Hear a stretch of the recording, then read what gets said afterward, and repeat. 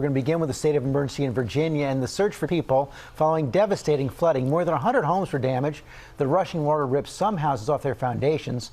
Trevor Ault is on the scene in Virginia. Good morning, Trevor.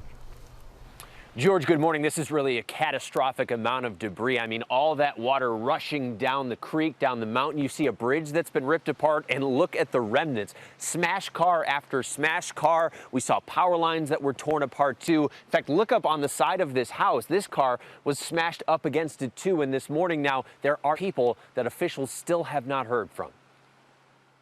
Overnight, a desperate search for people still unaccounted for after flash floods ripped through western Virginia. Houses in the road, and it's just a mess. The governor declaring a state of emergency in Buchanan County after 6 inches of rain fell in just 90 minutes. This pickup hanging on a riverbank, its windshield shattered. Drone video capturing the extent of the damage from the fast-moving floodwaters. People lost everything.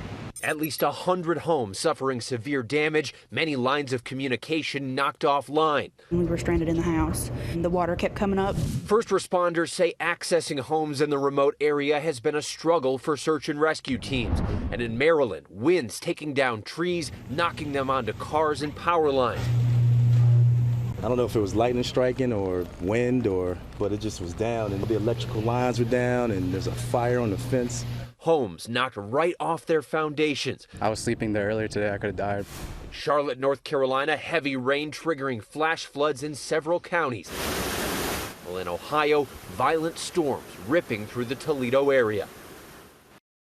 And officials stress that those people who are unaccounted for are not considered missing. This is a difficult area for communication, especially with all of these power lines being knocked down. They stress so far there are no reported fatalities, but of course they are looking for all of these people.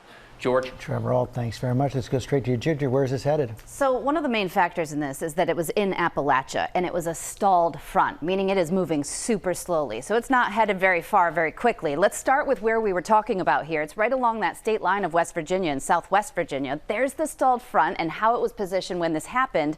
This is again, more than 24 hours ago at this point, and those training thunderstorms roll over that front that does not move. It's in the name, stalled.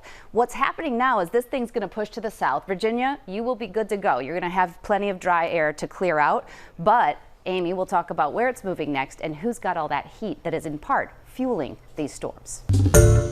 Hi, everyone. George Stephanopoulos here. Thanks for checking out the ABC News YouTube channel. If you'd like to get more videos, show highlights, and watch live event coverage, click on the right over here to subscribe to our channel. And don't forget to download the ABC News app for breaking news alerts. Thanks for watching.